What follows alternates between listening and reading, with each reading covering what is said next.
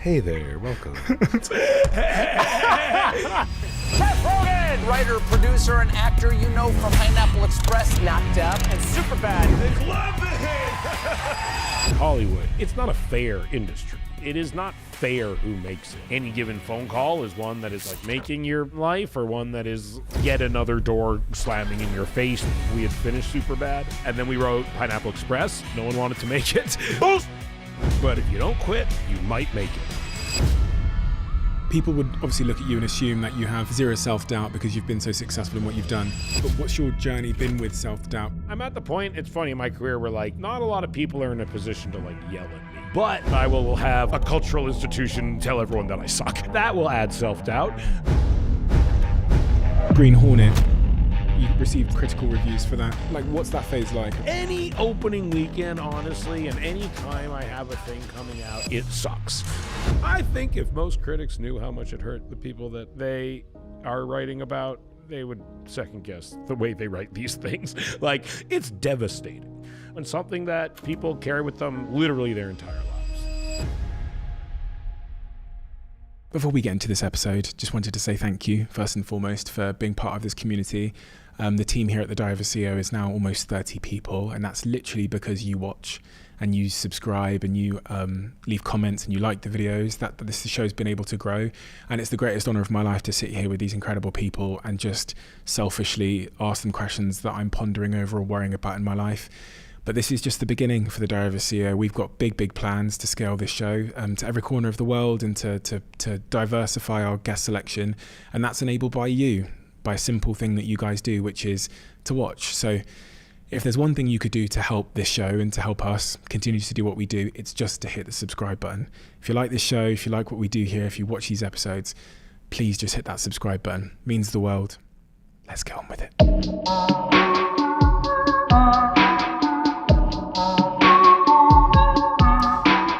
Seth, you've had an incredible twisting, turning career. And I have to say, when I was reading about your earliest years, an unexpected one in many respects. To me, too. What do I need to know about you, where you came from, how you were raised, to understand the man that you are? I mean, I get that depends on your appetite, I guess. I don't think anyone needs to know anything, but if you're curious, I don't know. I mean, there's a lot. I think a general when I look at my life, I guess I started young. I think that's something that I kind of view as one of like the defining traits and characteristics of my life. And I think I've always worked very hard and I've always had very supportive parents. And I think those things all are things that if you're looking at like, if you're curious about how I got to where I am from like a career standpoint, I think, and just like who I am as a person in a lot of ways, I think those things were instrumental. Yeah. Your parents? Yeah. I was reading about them. Yeah, they're very strange people. Yeah. How so? I mean, everyone's parents are strange to them, I would imagine. They're kind of, my dad's kind of eccentric. My mother's also kind of eccentric. But again, they're both incredibly supportive. I think because they're eccentric, I think a lot of, my writing partner, Evan, his parents were much less eccentric by kind of more traditional metrics and were much less supportive of his career in a lot of ways. And so I probably benefited from their, eccentricities more than anything. Yeah. Eccentric's a broad word. What does it? Because I could describe my parents, specifically one of them as being eccentric. But yeah. When you say eccentric, what exactly do you mean? I mean, my dad, well, my whole family, I'm, like a lot. My grandmother was like an immigrant who fled World War I. A lot of Jewish families are defined by the fact that people have been trying to kill Jewish people for a very long time. And my family is no different. A lot of the reasons Jews live where they live and are where they are and not, in Eastern Europe somewhere is because people were trying to kill them. And that also shapes, I think, Jewish sensibility to a large degree. I know it did mine because it's kind of informed by neuroses and trauma to a large degree. My grandmother is an immigrant, and she met my grandfather, who his parents were immigrants to Winnipeg, which is a very cold, unforgiving part of Canada. They moved to Vancouver ultimately and had my mother. And my mother wanted to go to Israel to travel. My dad's from Newark, New Jersey, which is especially where he's from, like one of the worst parts of America, from like a kind of crime standpoint, especially at that time in the 70s and 80s. And my dad's like a socialist, and moved to a kibbutz in Israel where him and my mother met, and then moved to Canada. So my dad has always been like incredibly left wing. Especially both my parents, but my dad really, like, he would have stayed like essentially living on like a commune his whole life if he never met my mother, basically. Yeah. And he has like incredible kind of like, I guess it's OCD. I don't know if it's a disorder. I would say he has obsessive compulsive tendencies.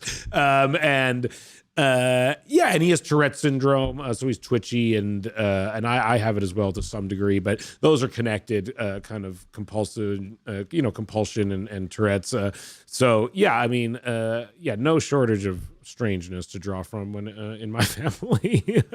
What was his relationship like with money? I'd say not that relevant. I mean,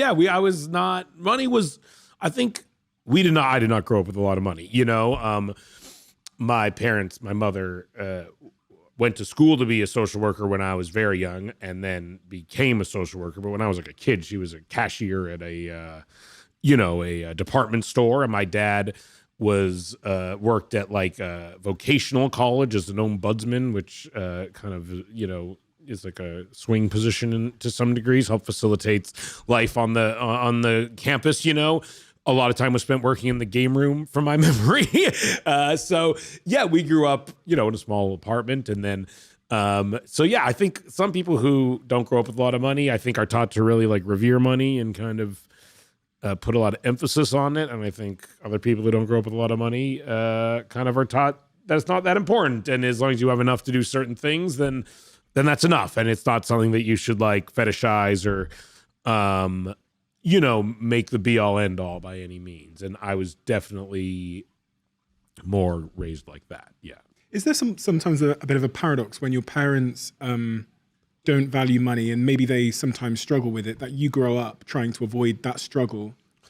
Definitely. I for sure had some things when I was young where I was afraid of being broke. And I'm sure that for sure informed elements of my ambition. I'm very lucky in that it also coincided with a very strong like creative drive, but I definitely remember being very concerned that we didn't have enough money, and my parents not being that concerned that we didn't have enough money, which probably made me more concerned that we didn't have enough money, because I was like, why aren't they worried we don't have enough money? That was something that was but then that was when I was like very young, and then as I got older I saw that when I got into high school and stuff, I saw that I would be fine. You know what I mean? On the grand scale of things. In that apartment, when you were quote unquote very young, if I'd said, Seth, what are you going to be when you're older? What would you have responded to me? I probably would have said I want to write movies or something like that. I probably would have wanted to be a ninja up until a certain age, a ninja turtle specifically, probably. And then, I remember when I was probably like 6 or 7 years old is when I started to really want to, like, the idea of making movies became very like fascinating to me. And I was one of those kids with a camera who was like running around making movies. I was obsessed with movies, quoting movies. I all I want to do is watch movies. I fell in love with movies at a very young age. Yeah. Was there an influence in your household that inspired that love for movies? My parents love movies. They're like huge movie fans. They would go to movies. Again, it was one of those things like we did not have a lot of money. We would go to movies all the time. And in Vancouver, Tuesdays was like the cheap movie night for whatever reason. It's a slow night, so maybe they incentivized customers. And almost every Tuesday, we as a family would go to whatever new movie had come out that week. So I saw everything in theaters, like constantly, and I loved it. And my parents, had a VCR and would tape movies off of television. And we had this, I think a lot of people my age are kind of defined also by like those VHS tapes that you grew up with, because it was like a finite amount of movies. And then I went to high school, me and Evan, across the street from two video rental stores, a Blockbuster and a Rogers, which was like the Canadian competitor. But we would go there every day after school and just like walk the aisles and for hours and rent movies. We go there on the weekends and walk the aisles and rent movies. Like we were, ever since I was young. And then I met my writing partner, who became my producing partner and directing partner, Evan, when I was 12. So I was very young. But ever since then, I can remember I was like obsessed with movies, basically. Yeah. And stand-up, that came in at 12 years old as well, roughly? Yeah, for me, I loved comedy in general, and I loved stand-up comedy. My parents were big stand-up comedy fans, but truthfully, it was kind of like a means to an end to me, because again, it's funny because it was like weirdly well thought out for being 12 or 13 years old. But I was like, if I do stand-up comedy, at that time, sitcoms were very popular, Seinfeld, things like that. So I was like the most practical path for me to have some sort of success doing this is I'll start doing stand-up comedy. Maybe I can get an agent, and then maybe I can like get on a sitcom and be like, Ray Romano or Jerry Seinfeld or something like that. And then maybe I can write movies, and that can like turn into a movie career, basically. And that was like, if you were to ask me when I was like 12 years old, like, what is your life going to be like? That's what I would have hoped it would be like, Remarkable, because most 12-year-olds. I know. I'm thinking like that. What was school? What was your relationship like with school? Was there any influence there on you as a man today, that early relationship with school and your peers? For sure. I mean, the first movie I wrote was Superbad with Evan, and it was very much informed by our high school experience. It's largely based on real things that happened. I would say the educational aspect of school was lost on me. And I, from a very young age, knew that my ultimate life path was not going to, follow, an academic route, And my parents never put that much emphasis on it, honestly. Like, they weren't like, you have to, my dad dropped out of college, that they weren't like, you have to do this, I think more than anything, they actually saw that I was like very inspired to do comedy, and I loved movies, and they saw I was willing to work very hard from a very young age. And so, honestly, from the time I entered high school, which was when I was 13, they were like, they didn't care that much that I was not doing that well in high school, because I was always working really hard on writing movies and doing stand-up comedy,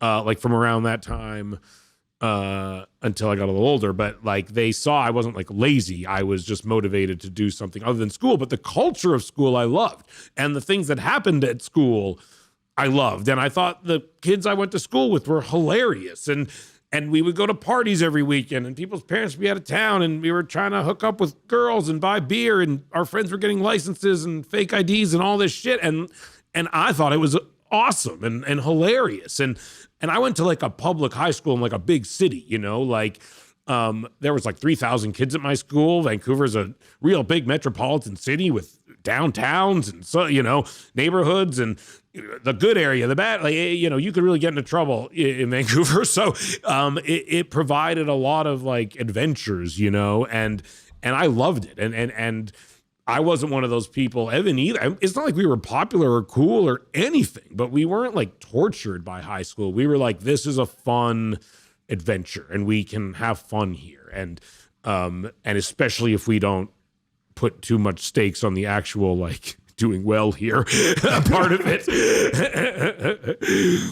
Adam, at 15 years old, you went to a Canadian comedy festival. Do you remember?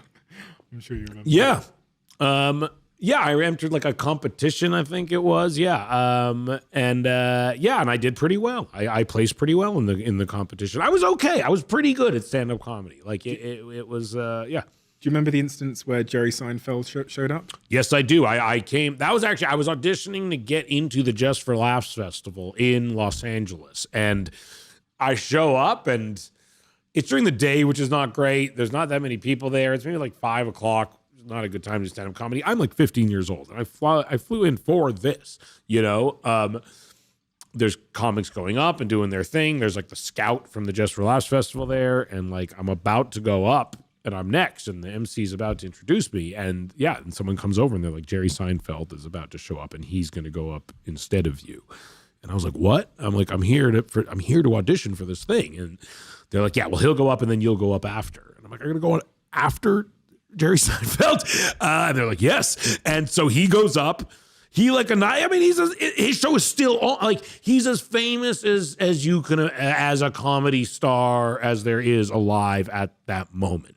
And it's what you're hoping. It's like you go to a stand-up comedy club at that time hoping Jerry Seinfeld will come in. And then it happened. And these people, like it's like they won the lottery, and he comes and he just like annihilates. And then he gets off stage, and then they're like, and now, like, from Vancouver, 15-year-old Seth Rogen. And and I bombed horribly. And I did not get into the Just for Laughs Comedy Festival. And I told Jerry Seinfeld that story, and he was completely uninterested. He could have cared less. It seems like a tough thing for a 15-year-old, a pretty horrific firing line for a 15-year-old to put themselves in, stand-up comedy. Yeah, I think part of it, honestly, was informed by like my overall like naivete to some degree, but I also, I was good enough at it that it instantly wasn't like a viscerally painful experience. You know what I mean? And it's probably, I played some sports in high school, but it was probably a similar. I imagine it's a similar mentality. Where you're like, yeah, there's stakes to this and there's ups and downs to this, but overall I'm good at it and I seem to be progressing in the right direction. So it's worth the stress of it in order to pursue it, and at times it's phenomenal and as fun as you would hope anything would be, but also honestly, what was more fun was at that time, me and Evan started to write Superbad. And that was like what I really loved doing. And like, I liked doing stand-up comedy and writing stand-up jokes, but like, I loved sitting with Evan and writing a movie. And to me, that was like, at the time, it's frustrating because you're like, will this ever get made? Is this pointless? Are we wasting our time? Is this just a silly pursuit? But I just loved it, There's this through line in all your sort of creative work often, which is about like making people laugh. Yep. Have you ever figured out like why, because I've sat here with a lot of comedians. And there always seems to be something about comedians where, I don't know, some instance when they, maybe they were younger or some kind of inspiration in their life, which made them somewhat compelled to, and almost energized by the pursuit of making other people laugh and happy. Does that resonate with you? And have you ever identified where that comes from in you, that pursuit of making people laugh and happy? I think for me, I think some comedians have like a dark origin story, you know what I mean? I don't, I think for me, it was like something I liked and something I was good at and something that I was very like encouraged and fostered to do from a very young age. And I was lucky enough to find another guy my age who was as good at it as I was and as interested at doing it as I was, which is like miraculous. Like I had a lot of like, I read part of that Malcolm Gladwell book, and I'm not, about the outliers, about the miraculous kind of set of circumstances that it takes to become like remotely successful in this terrible world of ours. You know what I mean? And like, I think it was things like my parents were big comedy fans, so I saw comedy from a very young age. I'm from Canada, which is like a place that acclaims comedy and respects comedy. So culturally, I'm like from a place where comedy is like, a relevant part of the culture, Canadians, some of their biggest like exports are comedians and comedy shows. Lorne Michaels is Canadian, SCTV. you know, a lot of great, some of the greatest comedians of all time are Canadian, you know? And so it's something that was always kind of just always a part of like the DNA of being a Canadian person, I think to some degree as well.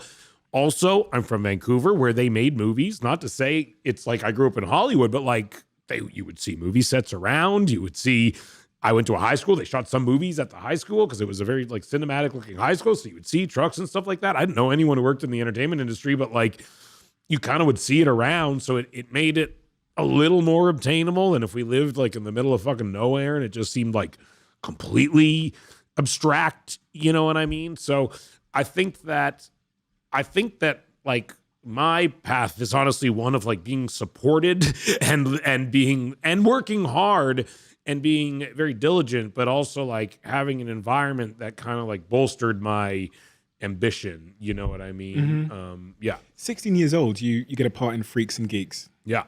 And that brings you to LA with your family. Yeah. What? Your entire family came to LA? Well, my parents. My sister was in college, yeah. And I read that they'd lost their jobs around that time. Yes. And that made you the sole breadwinner in the house. Basically, yes. Well, did that feel like pressure?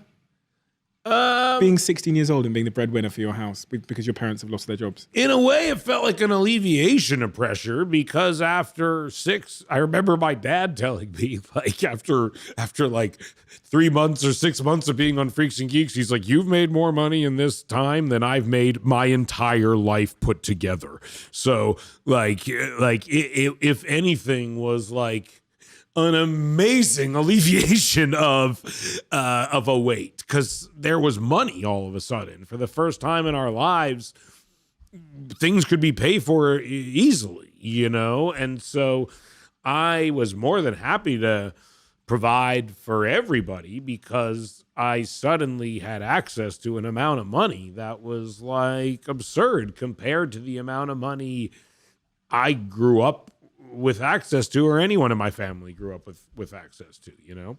Your work ethic, which I've read about over and over again throughout your book and throughout various interviews you've done, seems to be pretty spectacular. And one of the quotes that I read is, if there were any kind of dark driving force behind your early ambitions, quote, it would be some sense of financial insecurity. Yeah, probably. But that's gone, which is maybe why I don't make as many things as I used to.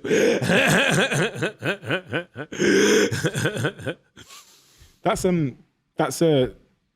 an interesting journey to go on, being driven by having that sort of financial insecurity, developing a real sort of strong relationship with work, and then that falling away.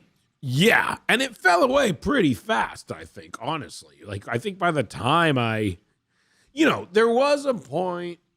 So, yeah, I was on Freaks and Geeks and then Undeclared, and then I didn't work for years. But by then, it's not like my parents were, like, incapable of making enough money to survive on their own also. So, like, once I had some money, like, it was just bonus money, you know what I mean? Like, part of what had happened is they lost their jobs and we lived in a house. So we sold our house in Vancouver and that's why everyone moved to LA. So there was like a little more money available because we had sold our house. So like, it's not like my parents were like, just like a leech on, they were able to like make a baseline level of like survivable income. So when I had more money, it just, it kind of just added a cushion of comfort.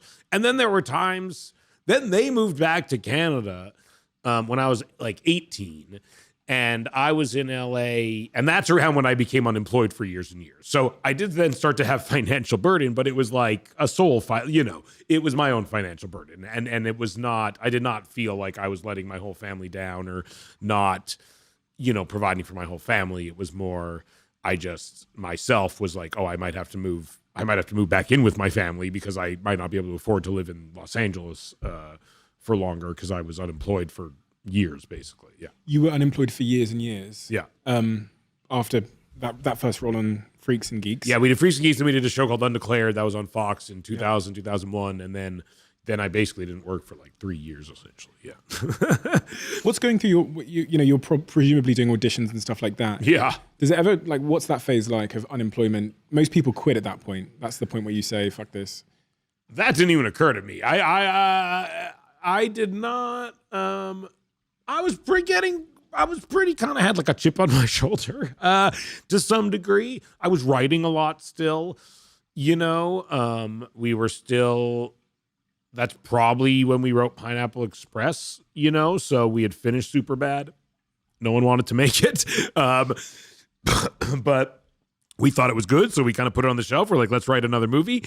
And then we wrote Pineapple Express. So we were busy and we thought it was awesome. And we thought both the movies were awesome. And in general, we were also getting like very positive feedback as writers. We just weren't getting like hired to do anything and no one would make our movie. So it was this weird mixture of things kind of being like encouraging and very frustrating at the same time. And that's almost like the worst part about kind of being in that part of your career, which is the part of their career most people who live in Hollywood are in, which is one where it's like any given phone call is one that is like making your fucking life, or one that is yet another door slamming in your face that you have to like just suck up and keep moving forward. You know what I mean? And so that's happening a lot at that time. Yeah, and seeing your friends also start to do very well and start to make things, that is, it's very encouraging in some ways, but you inherently get very jealous and you start to doubt yourself and you start to doubt if you are good enough to do it, or if anyone will ever like see in you what you see in yourself, but yeah, it's, though it's pretty warm in LA usually, so it's easy to just hang out and keep plugging along. What's your you use the word doubt yourself there? What's your journey been with self-doubt? People would obviously look at you and assume that you have zero self-doubt because you've been so successful at what you've done. I think all creative people and people who have creative pursuits in their life have self-doubt. Like it's impossible to put yourself out there, I think, from my experience and from meeting all the creative people I've met in my life, from people who, it's their first day on set, and they have one line, to Steven Spielberg. They all have self-doubt. They're all worried people won't like what they're doing, that people are going to think it's stupid, that they're going to think they're stupid for wanting to do it, that they're going to just reject it and by proxy reject them. That is from my experience pretty constant across the board for all creative types who genuinely like care about what they do. I'm sure there are some people who technically like are maybe actors or something and do not have any of that, but they're probably not very good and don't care that much about what they do. You know what I mean? Mm-hmm. But in general, from my experience, I would say that applies to creative people is self-doubt. And for me, it comes in waves. You make a thing everyone likes, gets a little better. You make a thing everyone fucking hates, it gets a little worse. And that's a part of also doing what, I do, is like you get, like there, it's like, it's funny. I was saying to someone I work with the other day, like I'm at the point, it's funny in my career where like not a lot of people are in a position to like yell at me in my job, but like the New York Times will like publish an entire article like saying I suck at my job. And so like that's the trade-off, is like I've worked my way up to not having to deal with that much like personal conflict and face-to-face conflict, but I will have like just like a cultural institution tell everyone that I suck, And so that's kind of like that will add self-doubt, things like that, and so it's for me.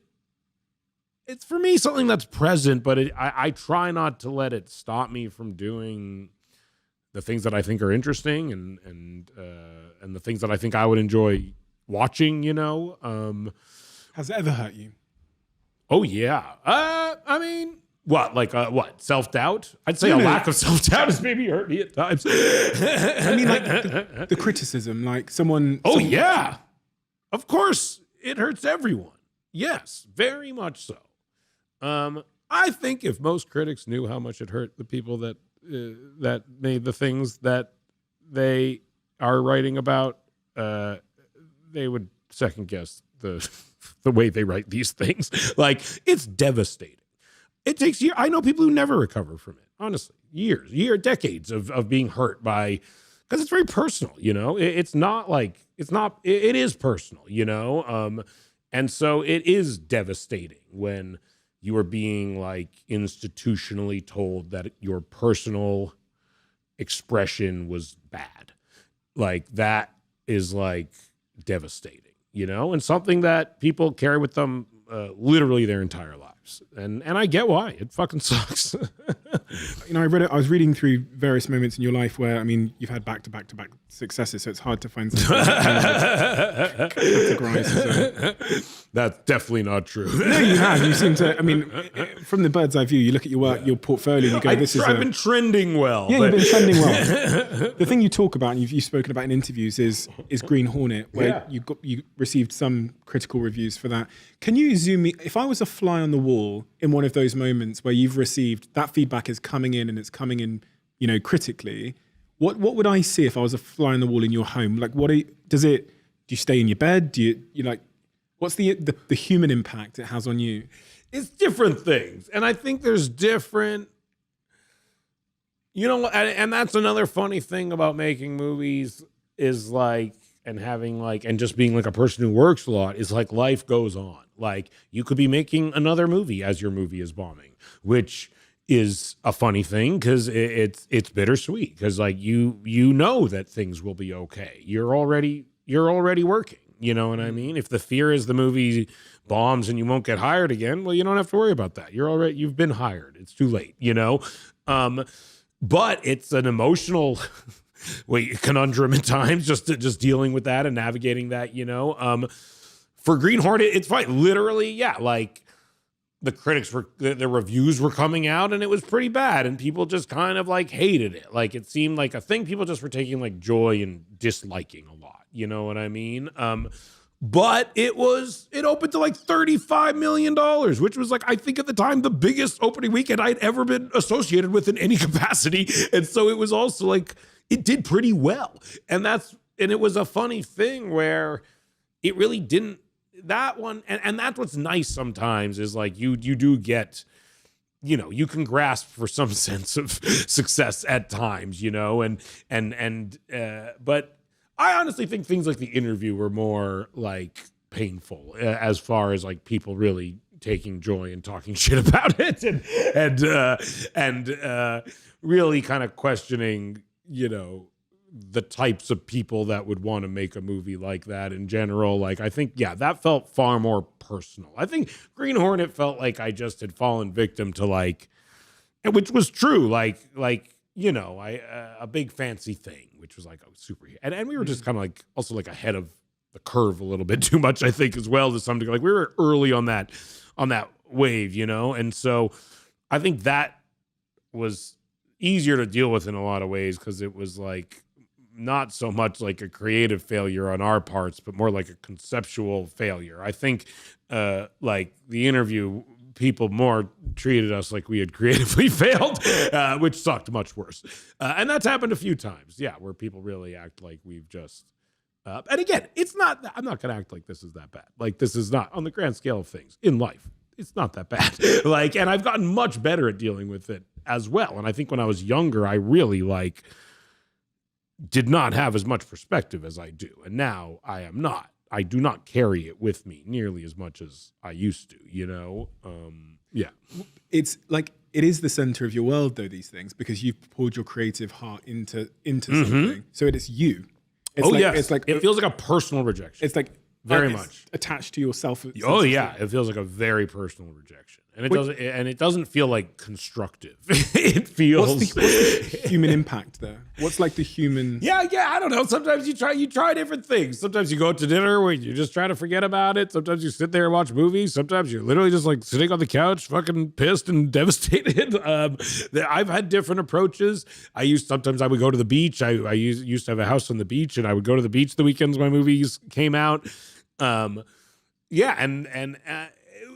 Any opening weekend, honestly, and any time I have a thing coming out, it sucks because it just is stressful. It's like birth, which is just an inherently painful process. Even though it is maybe bringing something beautiful into the world, it is a painful act. And I think that is like what releasing a movie is for the people who made it, is like, in some ways it's inherently painful. And in some ways it's inherently beautiful and joyous, but in some ways it's also just very painful. This is the story of creativity. Yeah.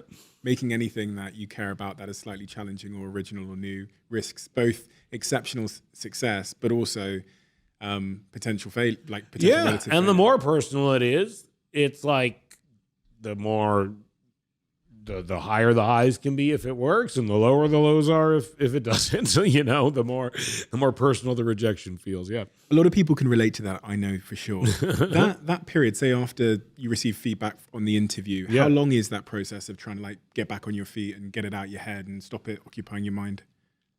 I mean, it's interesting. Like, I think it's different, and it rears its head in different ways. And I think like imposter syndrome or self-doubt, or, you know, this phenomenon where like the more you know about a thing, the less you feel you know about it in some ways, and vice versa. You know, I think that is something, again, that is like a common theme in creative people's lives. The fact that you read about it all the time is comforting, honestly, because you're like, oh, it's a thing, it's out there, you know?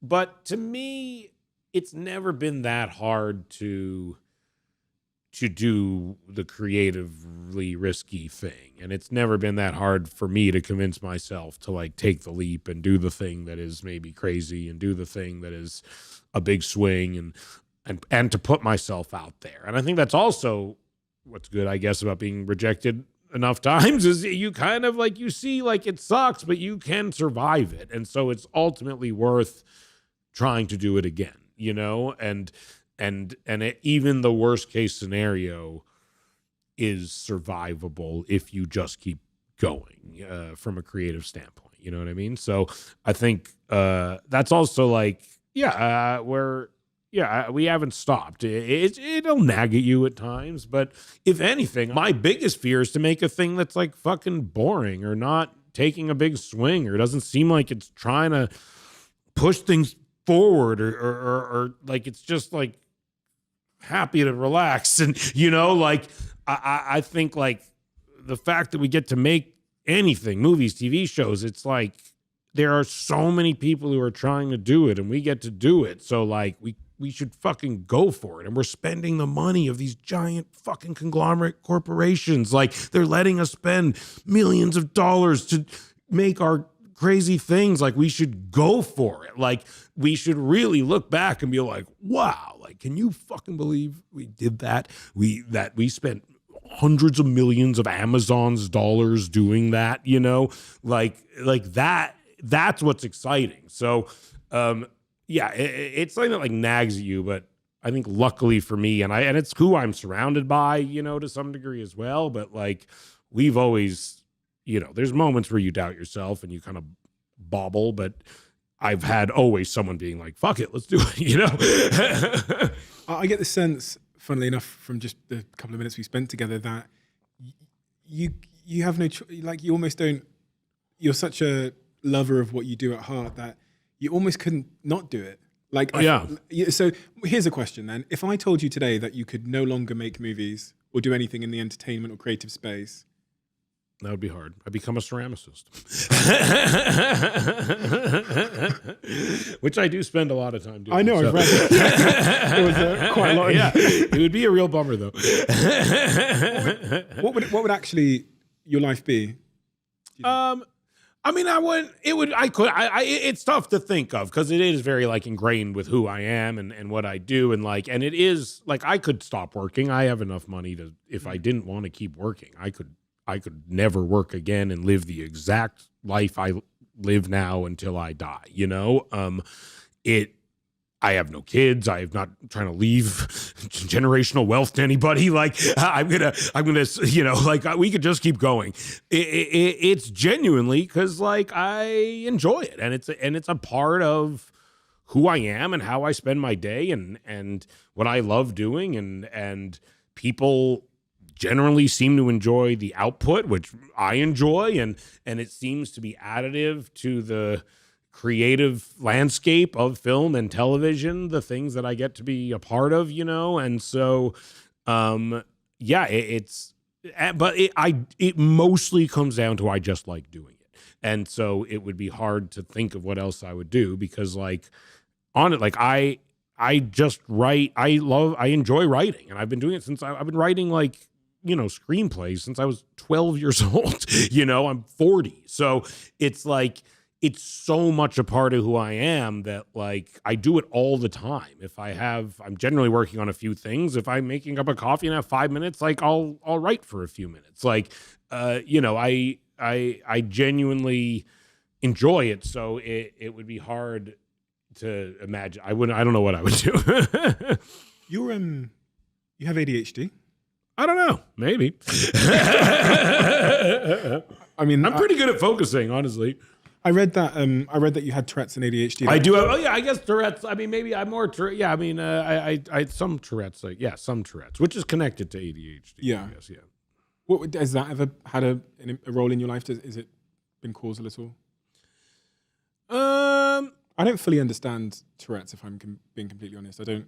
Well, it's kind of connected to like a compulsion disorder where it's like it manifests in like physical tics and twitches. The most extreme versions are like people, you know, screaming like, you know, swear words and shit like that. But it all roots from like a compulsion to do it. And like, it's like scratching an itch. That's the best way I can describe it. I'm sure you've been sitting across from people who twitch or have a weird eyebrow thing they're doing or a weird thing they're doing. You know what I mean?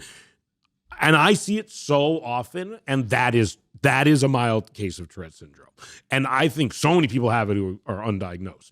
And I know the exact feeling those people have when they are doing that. And it literally feels like you have an itch on your hand and you're scratching it. And it's the same thing from like a musculature, like movement standpoint. You feel like if you don't cock up your eyebrow, you're not scratching that itch. And when you do, you're like, I did it. And you have that? Yeah, at times. For me, it was always pretty mild physically, but I feel the urge at times, but I'm very good at not doing it.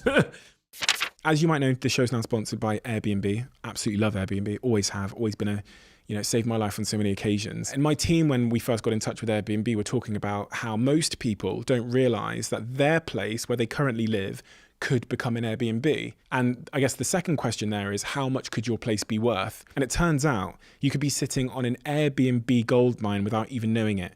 Some people Airbnb their entire homes when they're away. That's what I did in New York. Whenever I left New York, my place was on Airbnb and people rented it out, sometimes for a day, sometimes for 2 days, sometimes for a week.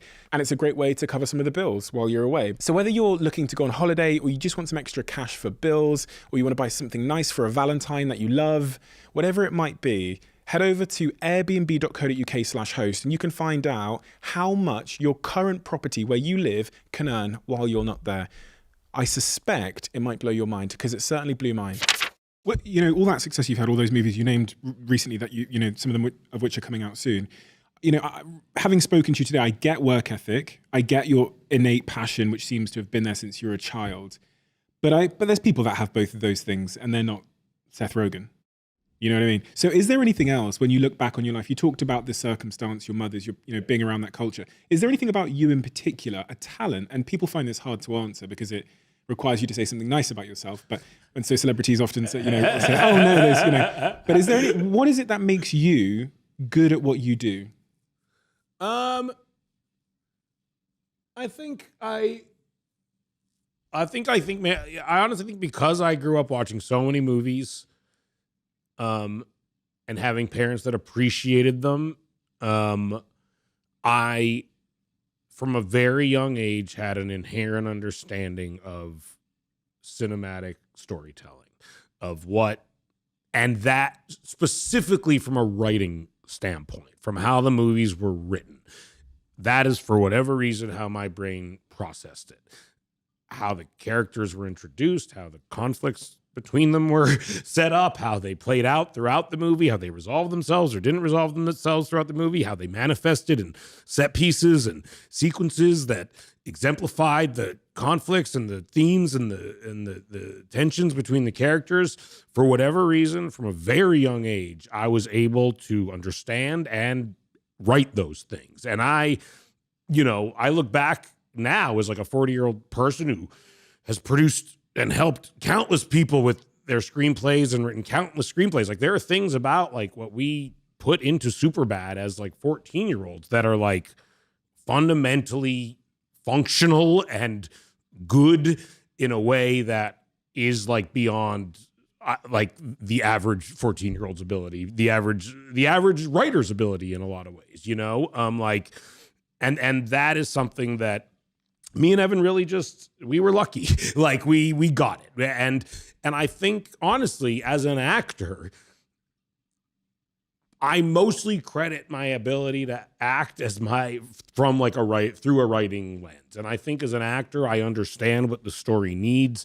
I understand how that character needs to affect things, what that character needs to do in order for this story to be told effectively.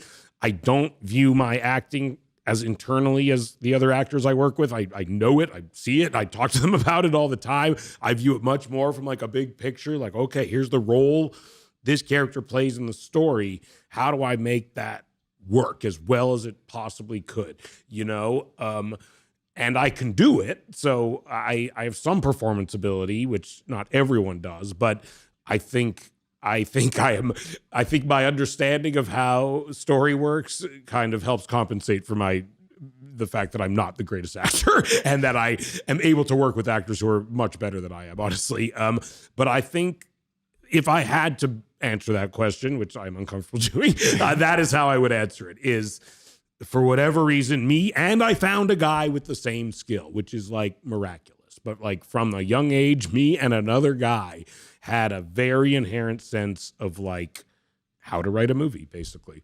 There's a young creative listening to this now, sat in their bedroom or driving in their car, pushing their pram or walking their dog, whatever. And they're a creative in whatever industry. It could be DJing or, author. They could be an actor. Yeah. What is the actionable advice that you could give to them to give them a shot of, because there's a lot of creatives out there that are struggling. Yeah. And you would have had this bird's eye view on creators that end up being successful, in their careers, and those that maybe have the talent but don't end up getting there. Is there anything actionable that you can say to them that would help them end up in the talented, successful group? Unfortunately, the only way to mitigate not being successful is to not quit. That's it. If you don't quit, you might make it. And if you quit, you definitely won't. And honestly, I think after all the years I've seen people make it and not make it, the only common denominator is that. Like, I've seen actors write themselves off, be like, I'm never going to fucking do this. Try to get other jobs. One of my dear friends who's an actor, he's been an actor. He's a great actor, a brilliant actor. And his career ebbs and flows, comes and goes. He'll star in a TV show for a few years. He won't work for 2 years. He went and tried to get a job at like a car dealership one day. And I was like, what are you doing, man? Like, and he's like, I can't, I've quit acting. No one's going to fucking hire me again. I'm unhireable. Now he's like the star of the most successful play on Broadway right now. And like, because he just got this role a couple of years after that. And he's in one of the biggest movies that's coming out next year. He's in it. Like, and it's because he didn't actually quit. He kept going, and it's not, especially Hollywood, it's not a fair industry. It is not fair who makes it. The best people don't make it, It's very luck oriented. It's very connections oriented. I'm lucky, and I also worked hard, and thank God I'm a good enough writer that I've been able to have enough longevity in my career once I got lucky. But like, a lot of luck played into my success, But that being said, I've seen people get lucky at random times through random ways. I always think about like Ian McKellen. Like, had you heard of him before he was 65 years old? Like that guy, I had never fucking heard the words Ian McKellen until he was Magneto in X-Men. Then all of a sudden he's like in Lord of the Rings. He's one of the most famous people on earth. He got famous when he's like 60. Like that's what happens to people sometimes. You know what I mean? It's like, you never know, you know? And so I think that is what's interesting and if you like it, then just don't quit. And as long as you have enough to survive, then just keep trying to do it, you know? But there's got to be something that I can do to increase my luck. Be really good at it. I think being nice, honestly, being nice, being the type of person people want to be around, that people like, that people, if it comes down to it, want to help instead of not help, that is very good. Like, I've seen that just if people don't like being around you, then you will fail because you need other people to help you succeed, you know? Working hard is like something you can control in a very uncontrollable world, I find. And like, you know, it's funny, I was meeting with someone recently who like ascended very high in Hollywood, and she was like, I always fetishized hard work. Like, to me, that was like it. Like, like if you weren't working hard, I like had no regard for you, basically. And to me, that was like, and that's a good reminder of like, those are the people you're up against. And that was something that I always knew from a young age, was like, I don't consider myself a competitive person, but I knew succeeding in Hollywood was inherently a competitive pursuit. There's only so many jobs, and there's way more motherfuckers trying to get those jobs than there are jobs available. So by the nature of that, I was competing with people for these jobs, and I knew I had to be able to look at myself and be like, am I at least working harder than everyone else who is competing for this job? I might not be better than them or smarter than them or have as many connections as them or be as good looking as them or any of these things, but I can at least work harder than them, you know? And that to me was something that was like controllable, and I've never seen someone regret the amount of hard work they put into their pursuit. And so, you know, that is something that will help you succeed, I think. You referenced earlier you don't have any kids. I do not. That has helped me succeed as well. Definitely. Really? Oh, yeah. There's a whole huge thing I'm not doing, which is raising children. People, obviously, someone will be listening, but it would make you happier. You know, someone might say that. I'm trying to rebuttal. I don't think it would. I've been around, obviously, a lot of children. I'm not ignorant to what it's like to. I've seen everyone I know has kids. I see. I'm 40 again. You know, like it's not. I know. You know, I've some of my friends have had kids for decades. You know, some people want kids. Some people don't want kids. I think a lot of people have kids before they even think about it. From what I've seen, honestly, you just are told. You go through life. You get married. You have kids. It's what happens. And me and my wife were just, neither of us were like that, you know? And honestly, the older we get, the more happy and reaffirmed we are with our choice to not have kids. Like, it was something we kind of talked about more, and we were like, have we made the right choice? Are we sure? Now, if more than anything, the conversation is like, honestly, thank God we don't have children. We get to do whatever we want. We are in the prime of our lives. We are smarter than we've ever been.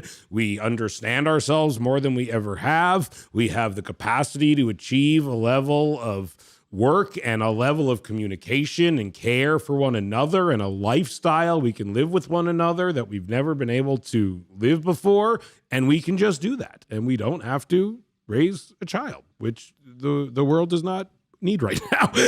And so yeah, it's we're very happy with our choice to not have kids. And I work with a lot of people with kids, and I see definitively that I have more time to both do the things I need to do and the things I enjoy doing than they do. And not to say their kids don't bring them joy, but I say this truthfully. Me and my wife seem to get a lot more active enjoyment out of not having kids than anyone I know seems to get out of having kids. Speaking of your wonderful wife. Yes. In my very extensive research, I found a series of photos. I found this one. Yes, that's my wife, Lauren. Exceptionally beautiful. She's lovely. And I found this one. Yes, that's Lauren and her mother. That's a great photo. Wow, it's like a real photo. It's a real photo. Where'd you get this? Internet. That's amazing. Yes, this is Lauren and her mother, Adele, who passed Adele away Miller. a few years ago. Yeah. You've campaigned exceptionally hard for Alzheimer's following Adele's diagnosis. Yeah. Can you tell me about that journey? Yeah, definitely. It's funny. It's like a celebrity, I guess, like, you're kind of asked to do a lot of charity things and find like a cause, I think, and I think there's pressure to find a cause. And I think a lot of people adopt causes that are not organic to them and who they are. And they kind of find themselves, in the midst of a cause. And that had happened to me in the past. I would go to some charity events and I always felt very out of touch with it and didn't really understand it. And then I met my wife, and this is in regards to the charity, but also in regards to just our relationship. I'd never been in a serious relationship ever in my life, really. Like a few months here and there I had dated, but never. And in 2005, I started dating my wife, Lauren, and she was the first serious relationship I ever had. And very soon after we started dating is when she realized her mother seemed to be showing the first signs of Alzheimer's. And I knew nothing about that. It's not in my family. And what I didn't understand is like, it was a disease that had like no treatment, no cure. It was only going to steadily get worse until she died from it, which was truly devastating and put me and my wife on like a pretty intense journey for the next 15 years or so, basically. It really took a lot out of us, and my wife especially, Lauren felt very out of control and very devastated and really scrambling for like a outlet or a way to gain some kind of agency over the situation. And our friend suggested we do a comedy show and maybe give the money to like an Alzheimer's charity. And we did, and it went very well. And my wife started telling her story as a young woman whose mother was in her 50s and diagnosed with Alzheimer's. And it was really not a thing like anyone was talking about at all. And she found there was like an enormous need for people to connect with someone who was going through this, because a lot of people were going through it and really no one was talking about it. And we kind of found like a need for this organization that we made, HFC, which became like, an Alzheimer's charity that really was like focused on talking to young people, many of whom were caretakers for their parents with Alzheimer's, and again, it was just a thing. It's a very stigmatized disease and not a disease very many people are comfortable talking about at all. And and Lauren, as her mother progressed more and more, just talked about it more and more. And it really, kind of made our charity more and more prominent in the space. And, has allowed us to do kind of more and more things to help people. You say people don't talk about it enough. And part of that results in people thinking about Alzheimer's as just losing your keys or forgetting a sentence or something. Yeah. What is the reality of Alzheimer's as you've observed it? Well, it's different for everyone, but it's inherently, for my mother-in-law, like, she forgot how to speak, how to go to the bathroom, how to talk, how to eat, how to walk, and was essentially like, someone you would move from the bed to the wheelchair, force feed, essentially. You move back to the bed. She was like that for like 7 years or something like that. I think she didn't, and again, I'm bad with years. She didn't speak for several years. And it was, if you saw her, you wouldn't assume it was dementia or Alzheimer's. You would assume she had some like horrific stroke or something like that. It was not what I understood a like cognitive decline could cause, It was far more devastating. And I think people don't understand how kind of dire it is, or they do understand and they just, again, don't like talking about it because it's really scary. And people are weird about their brains, mental health, obviously, in America especially. People are very weird about not a thing they like talking about. And so, yeah, it kind of taps into a lot of things people are just scared of in general. What toll does that have on the people around her, like yourself and your wife?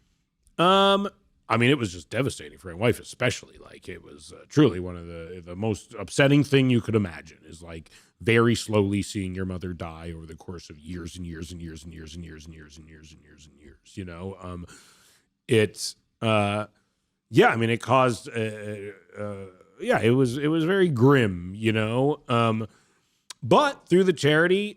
You know? Say anh thường hãy nhắc về em, mong khỏa lấp những u tối, khoảnh khắc về đêm nghe lại bài ca ngày xưa cũ. Ta hát về nhau nhớ những giấc mơ ta từng ước, to tát về sau và đó là khi mà anh dần lụy là không làm chủ chính mình, thấy không gian trở nên tồi tệ, mọi thứ bao phủ chính mình. Em đâu còn như điều anh mơ, anh cũng tự nhủ chính mình, nhưng mà thôi em, nào ai giỏi mà đủ tính tình, chẳng thể vươn tới được cảnh cao dù anh có nhã ý trèo. Trong cơn say mọi thứ cuồng quay, anh trở thành gã chí phèo. Yêu chân thành là không thay lòng dù em có như thị nở, ý anh là em như cô tấm nhìn em như thị nở. Đêm vắng nàng ngón tay xám vàng vì đốt cả bao thuốc lá, căn phòng chung ký sữa nồng ấm bây giờ sao bút giá. Một thói xấu mà anh đã quen khi em không ở bên lâu, anh thường ngồi trong một góc tối nhậu suốt cả đêm thâu. Em mang con tim anh đi đâu, khiến anh mù quáng vẫn cô sáng mỗi khi đau. Em mang con tim anh đi đâu, điều gì trong váng để xứng đáng ướt mi nhau. Em mang con tim anh đi đâu, khiến anh mù. It can be hard for everybody. Adele passed away 2020. Yeah. What impact does that have on the family? I mean, in some ways, it is a relief of burden, you know, especially with someone who was so sick for so long with no hope in sight for any way to get better, you know? And also like devastating, you know, and it's something that I'm always not having to remind myself, but something I'm always reminding myself of is like, you know, your wife, her mother died recently. Like there's a lot going along with that. And although there's like this constant thing that we are not dealing with, there is another thing, you know? And again, in many ways, like the active agony of her mother kind of slowly dying was probably worse, but this is also bad in its own way, you know? You mentioned Americans don't like talking about their mental health. Yeah. Or really anything cognitive related to their cognitive functions. Yeah. I've never heard you speak about your mental health. I don't think it's that interesting. That might be why. Have you ever had anxiety? Not really. Not more than the average, you know. I often think that the creatives over-index with anxiety for kind of some of the reasons we talked about earlier. Yeah, I think I have anxiety, but I also am constantly reminding. I'm good, I think, at analyzing my own feelings and behavior to some degree. I do have anxiety sometimes, but I'm also having to remind myself that I am like going through things that are objectively anxiety-inducing to almost anyone, and I would probably be weird if I wasn't feeling some sort of anxiety with the amount of public-facing pressure and exposure I have at times.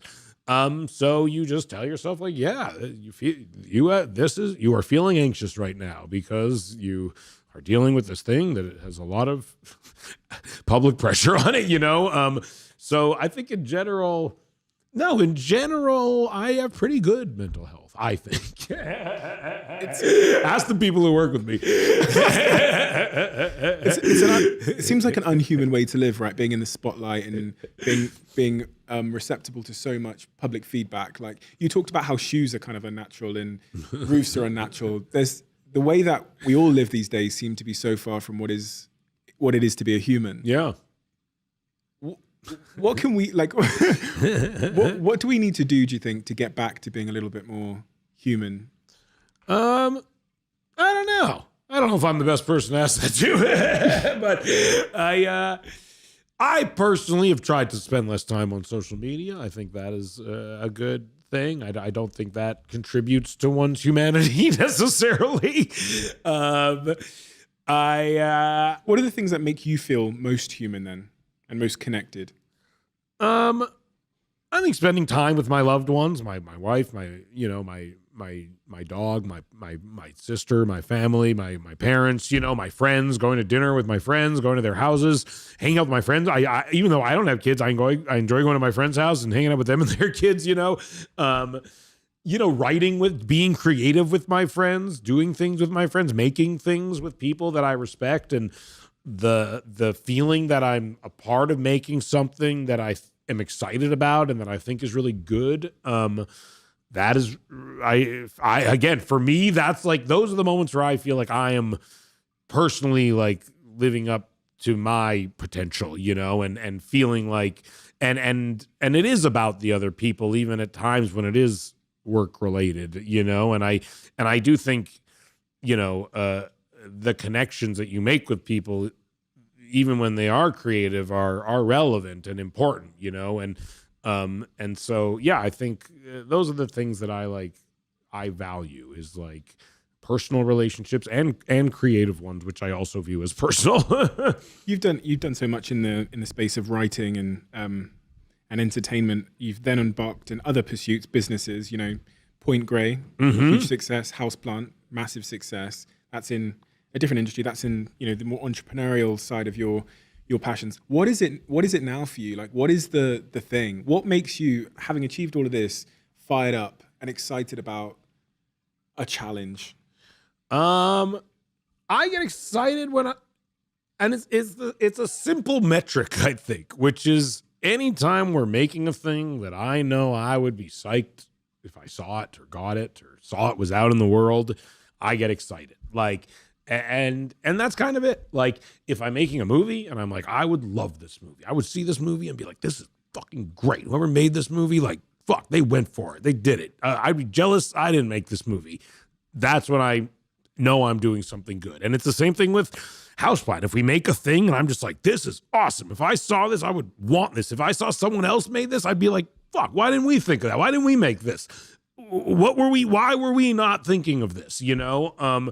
That to me, and then when we do it and we're like, we did it and it worked as well as you wanted to, and it feels how you wanted it to me, that's like, it's exciting. And because it is a creative expression. And I think that's what's exciting to any, again, I think person with like a creative pursuit, which I view Houseplant as, and I kind of view everything as to some degree, which is like, it's all output that is meant to reflect my taste and my sensibilities and that of those who are working on it with me, and that could be a movie, it could be a TV show, it could be an ashtray, it could be any number of things. But to me, when I'm excited about it and when it works is when I really think it is the thing that I wanted it to be, which is a thing that I'm excited about and a thing that if I saw it and someone else made it, I'd be like, yes, that's awesome, and that's the same thing since we've been writing Superbad. Like, that's why we wrote Superbad. We were like, let's write our favorite movie. Let's write the movie that we want to see and no one else is making. And it was the same thing with Pineapple Express. This is the end. And The Boys was a comic book we loved. We were like, let's make this. No one else is going to let's make this into something, It's the same thing with everything that we've done for the most part, which is like, let's make the thing we want more than anything. Why not make the thing that you think other people will want? Because who the fuck knows what other people want? And I think luckily, that's a thing we've been lucky with, is like either our taste and the public's taste has coincided, or the public has been willing to take cues from our taste and bite to what we're putting out there. You know what I mean? Which is just an almost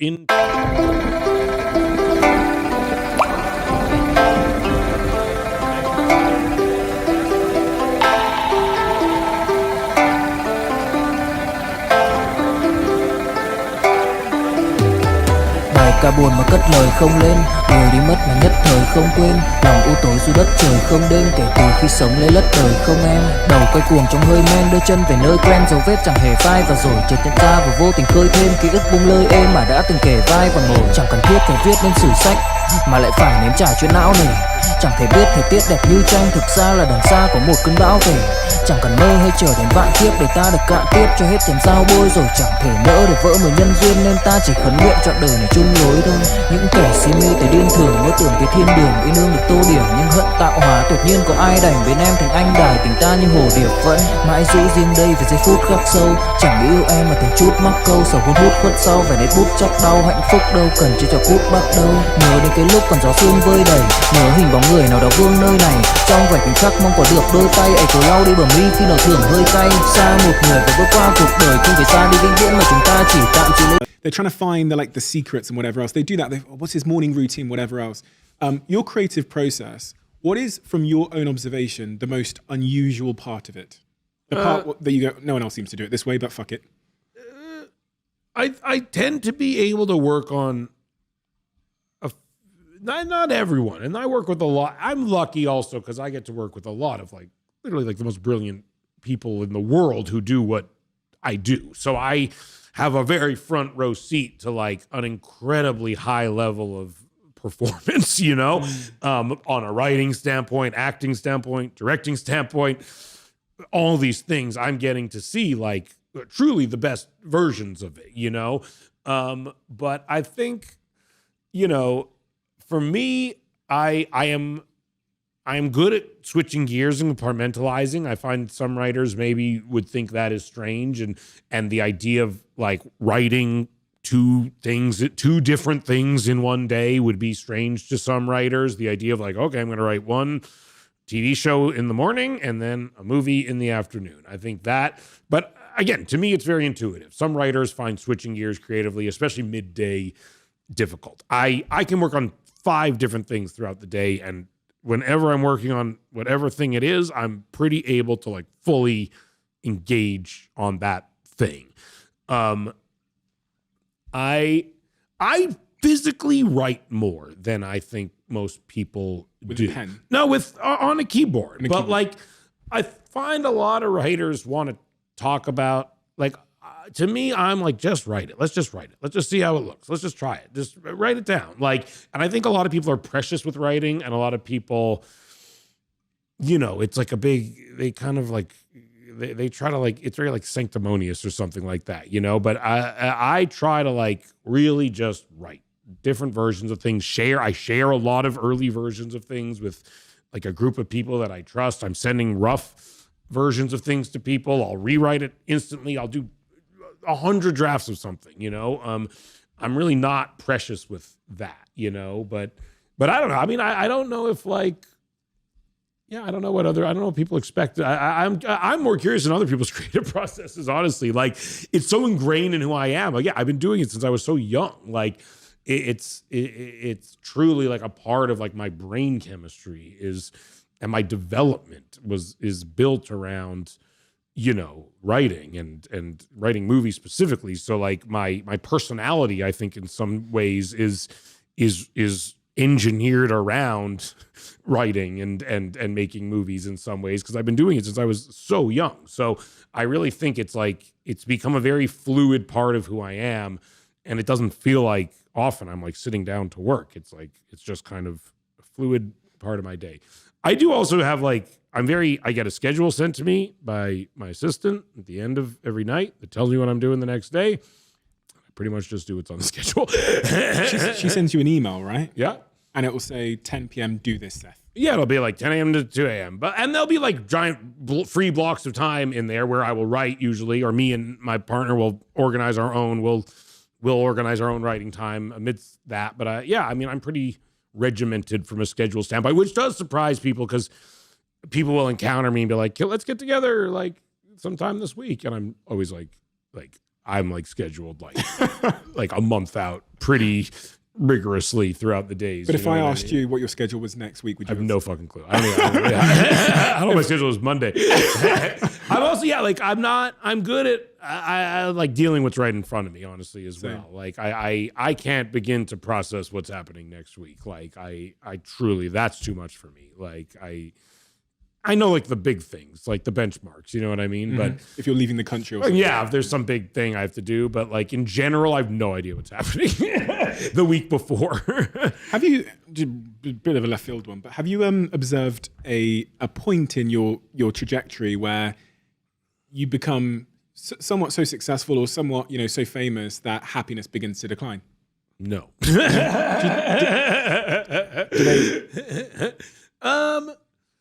It was never like, being famous was never like a goal for me, you know what I mean? And so I don't have like this complicated thing where I was trying to become famous and then I got famous and I realized being famous sucks. I always thought being famous kind of would suck a little bit. And so the idea that it is, it's great in a lot of ways and it does suck in some ways, but that's not honestly a thing that I have a very conflicted relationship with. I've also been pretty famous since I was like 23 years old, and it's been a very long time since I got pretty famous. So I've had a lot of different relationships with it throughout that time. Almost 20 years, I guess, and where I've been at for quite some time has been a pretty good place. And I have a lot of famous friends. I see them have much rockier roads dealing with it than I do. Yeah, and as far as success goes, no, if anything, it's great. I get to work with the best, the filmmakers that inspired me to make movies in the first place. I get to, make, they bring us Ninja. I get to make a movie out of a thing I've loved since I was a kid. We just sold a show to Apple that I'm writing and directing and starring in with my partner, so we can come up with original ideas and do whatever the fuck we want, and. So, what's the cost? There's no cost. I don't have kids. If I felt guilty that I was not being a good father, that would suck. I do not have that feeling at all.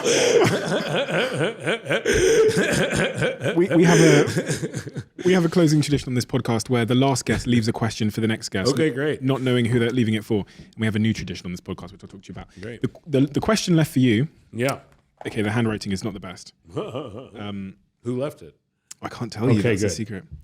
Looking back on your love life, okay, can you see patterns in it, good or bad? And what was the greatest love of your life? What did it feel like? And how has it affected you up until this present moment?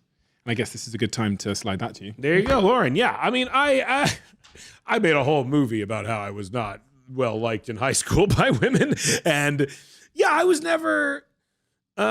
No, Lauren, my wife, was the first serious relationship I ever had. I fell deeply in love with her very fast. We essentially moved in together after a week and almost have not spent any significant time apart since then.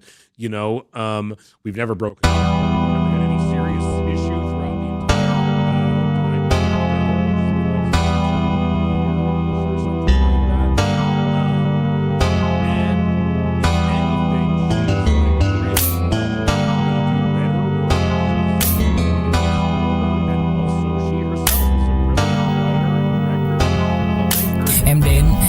cách em đi qua cái khoảng lãng mạn như thi ca khiến anh chẳng nhớ được gì cả, chỉ chút vừa vã anh ghi và anh không biết được là đôi mình còn gần bên nhau bao lâu nữa. Nhiều lúc anh nghĩ hay thôi mình có lẽ là đừng yêu nhau nữa, vì cãi vã nhiều quá anh mệt lắm, chia tay nhiều quá anh mệt lắm, tất cả ở em đều mệt lắm. Nhưng rồi thời gian cũng hết năm, em thì vẫn ở đó, vẫn nắm chặt tay, vẫn kể môi sát môi. Anh thì vẫn như vậy, vẫn nghệ sĩ nghèo chỉ có lời hát thôi. Em à, người ta mất nhau trong 2 tuần và ta xa nhau cũng 2 lần. Anh không có phải thằng khờ, cũng biết trái tim đâu đó đã phai dần. Phải cần một sự liều lĩnh để thấy mình còn luyến thương nữa không. Mình sống với nhau như vợ chồng, những tình thế này thì chưa giống. Bài nhạc anh viết vẫn chưa xong, liệu rằng ngày đó có. The woman was usually annoying. The guy was usually cool and laid back. That was it. That was the comedic dynamic that essentially was frozen into movie, forever. And Lauren was the one who was like, what if it's like us and they fucking like each other and they both like to smoke weed and they both do stupid things and they both go out and party, and I'm not telling you ever to not do something fucking stupid. If anything, I'm doing stupid things too. And we put that in the movie and it completely changed the dynamic, and I honestly think it's one of the reasons the movie became so liked and successful. And so that's a specific example, and there's many What's life like without her though? Thank God there's not a whole lot of life without her. We hang out a lot. And I don't really leave LA to make movies anymore. Honestly, part of the reason is I just like spending time with her, and I don't like leaving Los Angeles as a result of it. I used to travel much more to make movies and shoot movies in other cities, and it sucked, and we'd go weeks without seeing each other, and ultimately you're just like, this isn't worth it. Like, this is my life. Like, this is like I'm not like saving up to cash in on something later. Like, I'm living my life not being surrounded by the people I want to be surrounded by, so I can go make a movie. And like that at times might be worth it, but I've done everything I can to not have that happen. And if you are willing to make a little less money, you can more often than not shoot a movie in Los Angeles. It's funny, when I asked you what makes life great and what makes life more human, every answer you gave came with the second part of the sentence, which was with friends, with the person I love, with every answer was with people. And so it's quite, I think, inspiring and important to hear that you're orientating your life now that you can so that it's surrounded by people. Yeah, and I think it's always how I came up, thank God. And like my parents had a lot of friends. They always had people living with us in our house that were divorced or talented. Like I felt like I was in like a community. And then I moved to LA and I like fell in with the community. And I had my friend Evan and he moved in and we kind of made a little community. And like comedy especially is more of a team sport than other, I think, creative pursuits. And it's funny. Like I remember years ago being at like that Vanity Fair Oscar party, and it's like, big crazy party. Everyone in Hollywood's there, and there's like one corner of the party where every comedian is, and they're like all together in one little lump, and like. And it was like, and it was so funny. And I was just like, no other genres like that. Like it's not like all the serious actors are together. They're all spread out. They're all talking to people. But if you were a comedian, you were in this one little like circle where you kind of felt safe. You kind of felt insulated. You kind of felt like you were with your people. And that community, as far as work goes, and I'm friends with like everyone I work with, which is like great. Like the guys I do Sausage Party with, I grew up with them. The guy, like it like goes on and on and on and on. Like I tend to work with people that I've known a really long time. And so when I'm working, I'm getting to be with people that I genuinely care about and am friends with. What a privilege. Yeah. You're the first person to open this box. Great. The first person to ever open this box. This is a new tradition we're starting from here on out. Exciting. All the guests that have been on this podcast, all the questions they've written in this book. Oh wow, they're on cards now. They're on cards now. Fantastic. You got swag. Called the Diary of a CEO conversation cards. You're gonna be. I've put 20 of them. There's 60 of them in total, 60 or 100 of them in total. I've put 20 of them in here. All I'm gonna ask you to do is to pick one at random. Yeah. And then answer the question. Okay, I'm gonna do it. Okay. Got a QR code. Hey, it's got their handwriting. What is the greatest gift another human has given you? Love. Also, I got paid a lot of money to make Green Hornet, so that was no, it's love though. It's for sure love. Thank you, Seth. The hardback version of the paperback version of your book is now out. It's out. And it's phenomenal. Thank It's you. Hilarious. It's phenomenal. It's It was very fun vulnerable. to write. I mostly didn't want to humiliate myself. That was my goal. I was talking to another friend of mine who's writing a book the other day, and I was just like, my whole goal was for the book to come out and to the general consensus to be that I'm not a fucking idiot, which I did. I feel very secure with that. Thank you, Seth. Thank you. I've now been a Huel drinker for about 4 years, roughly. So much so that I ended up investing in the company, and I play a role on the board of the company, but they also very kindly sponsor this podcast. And to be honest, I've never said this before, but Huel believed in this podcast before anybody else. The CEO, Julian, told me before we even launched the podcast how successful it would be and that Huel would back it. And I absolutely have a huge amount of gratitude for them for that support, but an even greater sense of gratitude for the fact that they've helped me stay nutritionally complete throughout the chaos and hecticness of my tremendously busy business schedule. So if you haven't tried out Huel, which I hope most of you have at least given it a go by now, try it out. It's an unbelievable way to try and stay nutritionally on course if you have a hectic, busy schedule. And let me know what you think. Send me a tweet and a DM, tag me. Let me know what you think. Quick word from one of our sponsors. I have to say, I've been on a bit of a journey with this brand, because when I started my business in new territories, when we first moved Social Chain to New York City, the first place we went to was WeWork. We moved 4 of our team members out to New York City, and we built the business from there. I have to say there's something magical about WeWorks. I've spent the last 2 or 3 weeks in LA in a WeWork, and as you walk in the front door every day, it's almost like that sense of community, that sense of magic, excitement, camaraderie is tangible. And you don't get that when you're working at home. You don't get that often when you're sat in your bed on your laptop. There's something about getting out and getting into a WeWork that makes me feel a sense of entrepreneurship and creativity and building. And the way that WeWorks are designed, both in the way that they offer subscriptions so that you can work, on demand, but also the flexibility of the contracts means that it's just the perfect place for businesses to scale their companies. And if you haven't checked out WeWork and you want to, you can go to we.co/CEO, and there you can get 50% off a trial day at a WeWork close to you.